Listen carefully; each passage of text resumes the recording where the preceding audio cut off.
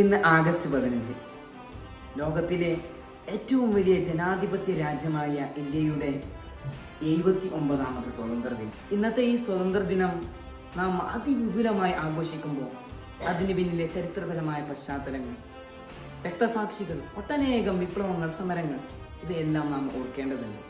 ഇന്ത്യയുടെ സ്വാതന്ത്ര്യ സമര ചരിത്രം ഒരു ദിവസം കൊണ്ട് തുടങ്ങിയതോ പ്രത്യേകമായ ഒരു മതത്തിൻ്റെയോ ഒരൊറ്റ വ്യക്തിയുടെയോ ശ്രമഫലമല്ല എന്ന് ആദ്യം നാം മനസ്സിലാക്കണം. 1857 ആദ്യ സ്വാതന്ത്ര്യ സമരത്തിന് നേതൃത്വം നൽകിയത് ബഹദൂർ ഷാ സഫർ, മംഗൾ പാണ്ഡെ, റാണി ലക്ഷ്മിബായി എന്നിവരെ പോലുള്ള ധീരയോദ്ധാക്കന്മാർ.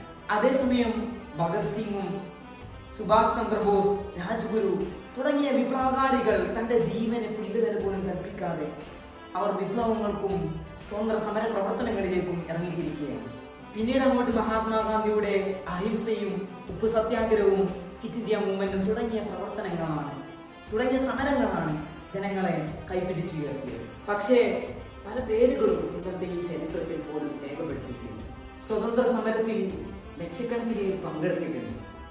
അനേകം വ്യക്തികൾ തടവിൽപ്പെട്ടിട്ടുണ്ട്. നിരവധി ആളുകൾ കൊല്ലപ്പെട്ടിട്ടുണ്ട്. 300-ലേറെ വലിയ സമരങ്ങളും അനേകം പ്രാദേശിക പോരാട്ടങ്ങളും ഒപ്പം സ്ത്രീകളും കുട്ടികളും ഉൾപ്പെടെയുള്ള ഒരു ജനതയുടെ മുഴുവൻ പങ്കാളിത്തവുമാണ് ഈ